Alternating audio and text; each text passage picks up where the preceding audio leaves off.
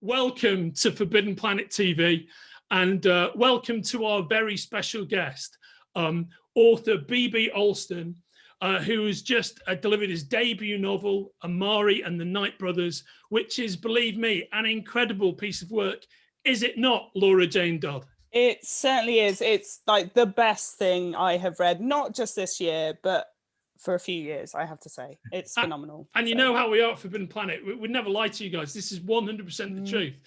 We're very excited to be supporting this book, and we're honoured to have you here, mate. It's lovely to meet you. Oh, thank you, guys. I'm happy to be here. Happy to speak to you guys. So over to you, Laura, because I know you're bursting with a bunch of questions. I've got a few of my own, but I'll wait till a bit later. Yeah, where did the initial inspiration for Amari and the Night Brothers come from? Well, you know, I was watching the movie Men in Black, and that's one of my favorite all-time movies.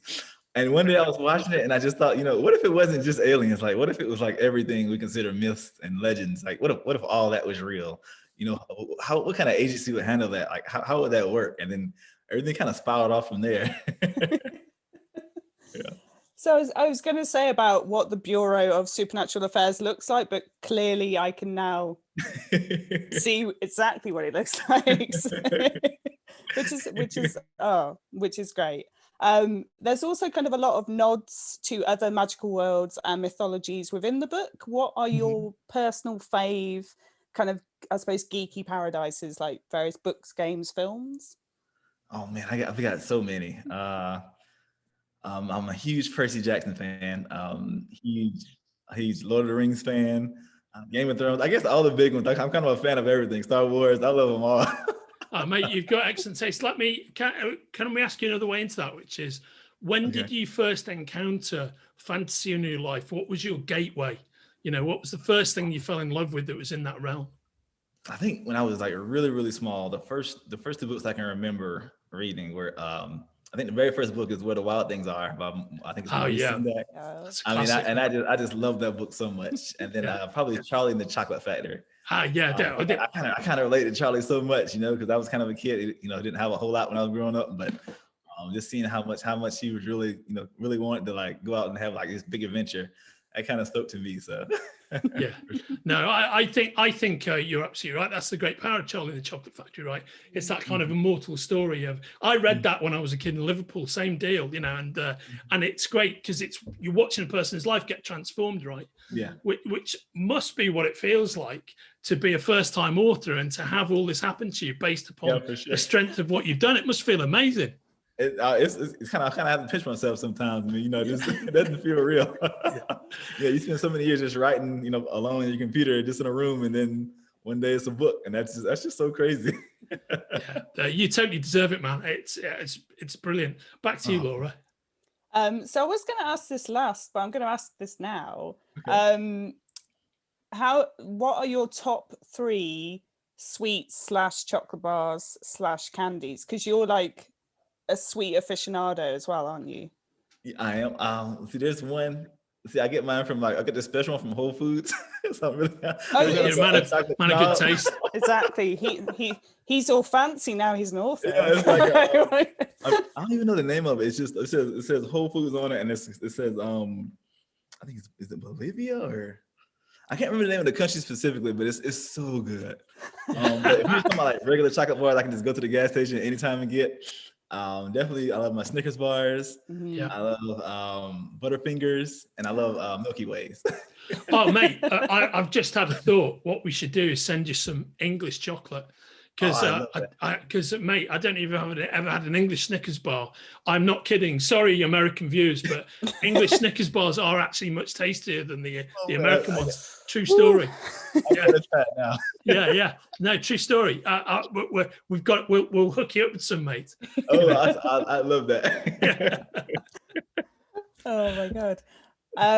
So the covers for both the UK and US editions. So here's the UK one. Are stunning. Can you tell us a bit about the cover art? Did you have any involvement in those? Well, they kind of gave me like a kind of a basic question of what I wanted to see, and I thought that scene was just such a great scene in the book, where everything kind of happens and the story kind of changes. And so I thought that would be such a perfect moment. And then the artist, I think it's Godwin Akpan for the American version, and Brittany Jackson for the UK, yeah. Yeah, UK version. And so, I mean, they just knocked it out of the park. They did a really great job.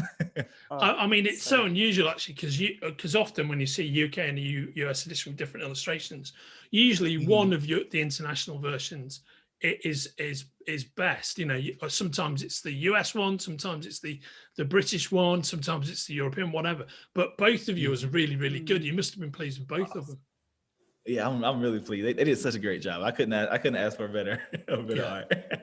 So, and what can you tell us about your road to publication? Because it all came from a Twitter pitch, is that right?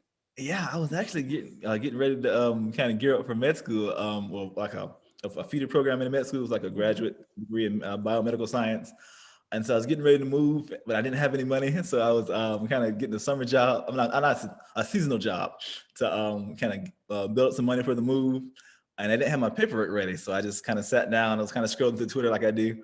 And they had like a contest saying that, you know, if you have a book, just kind of pitch it, and maybe agents don't like it, maybe they won't. And so I did that. I kind of went back and forth whether anybody would ever see it, but I did it. And then, you know, I kind of led to my agent, and then she took it to Bologna Book Fair, and then I got a lot of noise there. And then next thing you know, we're selling the book at auction, and then we have a movie deal set up. And so it was kind of like, wow, it's kind of like a whirlwind. I mean, it's such a great story, mate. And I wanted to ask you about that book deal, because I heard this story. Is it right? Number one of the producers on the movie is Don Cheadle, right? Whoa. Yeah, and have you heard the story, Laura? It's kind of brilliant. No, if it's true, it's kind of brilliant. I heard that you had to give up your opening weekend tickets for Avengers Endgame to go and meet with Don. Is that right? I did. That's absolutely true. That's brilliant. Yeah. I had my tickets, and they're like, "Well, do you want to talk to John Cheadle?" Like, yeah. But I ended up looking up and getting some tickets later that weekend. I think on Sunday, like Sunday morning, like I think they opened a show just as I was still looking, so I was able to still get to go. But man, that was such it's like kind of a surreal experience. Oh yeah, it must have been. And then, you know, watching the movie and watching him as War Machine, Rhodey, after having met him, that must have been incredible. That was like so. It was like so mind blowing. Like it was so crazy. And how does it feel to be talking about your first book and having a movie deal in place and having met like Don Cheadle and having, you know, names attached to it, and it's an active development? No, man, it's hard to believe, you know, because like I said, for so long ago, just a file on my computer, you know, you don't ever think, you know, you kind of dream a little bit, but you never think that's actually going to happen, you know. So to have it happen is just wow. Oh, yeah, it's just great. Now, I know when we were talking before, Laura, that you had a story about horror, right? Yes. No, a question, not a story. A question, a story. Well, I mean, I can tell you. Maybe you've got she has got a lot of horrible stories as well. I know. So you started writing in middle school, like horror stories? Yeah, little cutesy little horror stories where people we have these field trips where they go horribly wrong, and not everybody would make it, and then my classmates would like come over to see, like, you know, who made it, and then if they didn't make it, you know, what happened to them. And that is kind of the first time I really realized, like, wow, you know, like this is kind of fun, you know, to see people's reactions to stuff I wrote.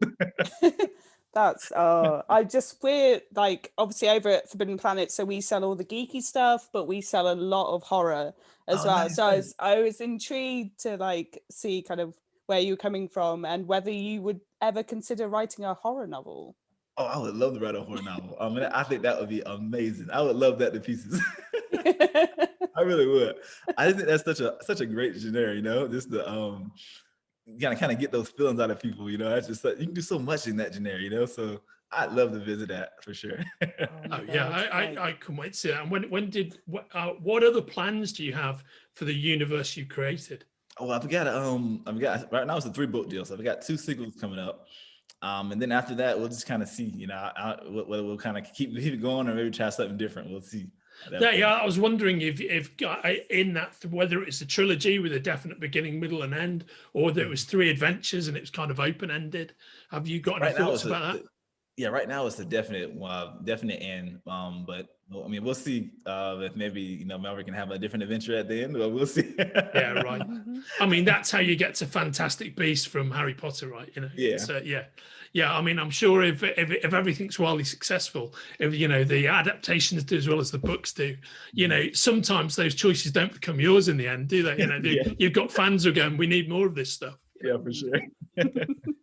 Laura, hey, you know what, Laura? I just noticed you're wearing your kind of stars and stripes shirt. We're all very happy over here about Kamala Harris and Joe Biden. Everybody's over the moon.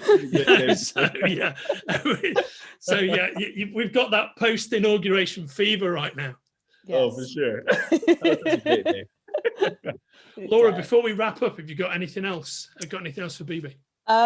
So I'm always intrigued as to what authors are actually reading themselves. So is there one thing you're currently reading or have read recently that you would really want to push out into the world and just say, read this book? There are a couple books. I don't know if you guys have heard of Legendborn, but that's a really good book by Tracy Deonn. Yeah. Man, that really blew me away. And I think most recently, let me see, there's a couple. I'm trying to think of one that really I can't think of the name exactly. Is it Hawthorne Legacy? Hawthorne. What is Laura's applying her book buying researching skills here in real time. I'm gonna look it up on my database. Is it Jennifer Lynn Barnes? Yeah. I think the Inheritance Game is the first one, right? Right. Okay. Yeah. That's the one. I read that. I thought that was a lot of fun too. Yes. I remember reading something of hers. Years, she's had like loads of stuff out, hasn't she? I'm just trying to, I love it when like a name comes back and you're like, oh, I've read them, I've read them before. Right. Those I really enjoy.